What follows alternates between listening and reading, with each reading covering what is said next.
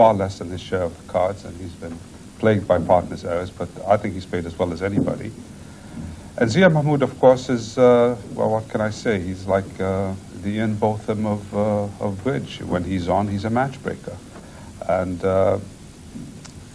sure, there are times when his tactics end up with him with egg on his face. But on balance, I would say that he's a very, very dangerous player and a very, very dangerous opponent, particularly if you haven't played against him a lot, and I haven't. We started off talking about the players. Do you think this tournament is going to be decided on the way the cards fall, or on the very slight differences in the players' abilities? I think on both, actually. I think if somebody were to play really well throughout, I think he might be able to overcome a slight handicap in the cards. But I don't think Tony Forrester could overcome the handicaps that he's had with his bad cards. Thank you. Okay. Well, now it's time for Jeremy Flint's little problem. Last week, I set a bidding problem. Zia Mahmood, sitting east, bid 4 hearts. This ran round to Sani Kahila, north, who doubled and extracted a 500 penalty. Perhaps Sundlin, west, could have saved a trick, but I feel that Zia punished him for competing. If the Queen of Clubs is worth anything at all, then there's something to be said for bidding 3 no trumps. But if, as is quite possible, the Queen of Clubs is worth nothing, then it's surely far more prudent to pass. This week, I'm going to give you a problem to test your declarer play. You are in a contract to 6 spades, and you receive the lead of the Queen of Diamonds. Supposing I give you the assurance that there are no horrific breaks in the side suits, how would you play?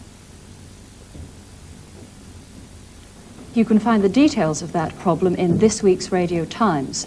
But for now, from Jeremy Flint and me, goodbye. The International Bridge Club will be back in 2 weeks' time on Saturday, January the 2nd.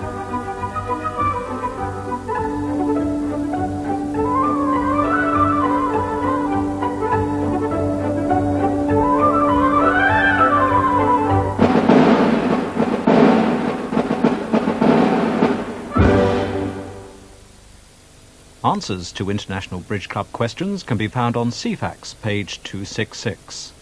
And for a copy of the hands played in the series, send a £2 cheque or postal order, made payable to BSS, to International Bridge Club, P.O. Box 7, London W3 6XJ. Music for Christmas on BBC2. From St David's Hall, Cardiff, Sir Colin Davis conducts Beethoven's celebrated masterpiece, Missa Solemnis.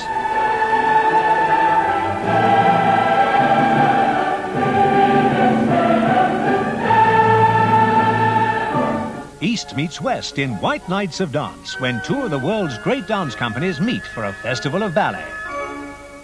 There's a traditional celebration of lessons and carols from the chapel of King's College, Cambridge.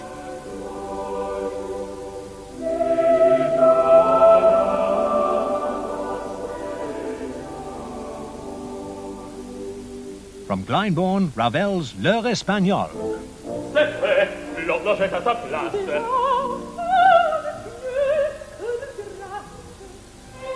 And as part of a gala celebration of the work of Antonio Stradivari, there's a performance of Vivaldi's 4 Seasons. Music for Christmas on BBC2. Now on BBC2, Richard Chamberlain and Gemma Craven had a star cast in Brian Forbes' musical film version of Cinderella, The Slipper and the Rose.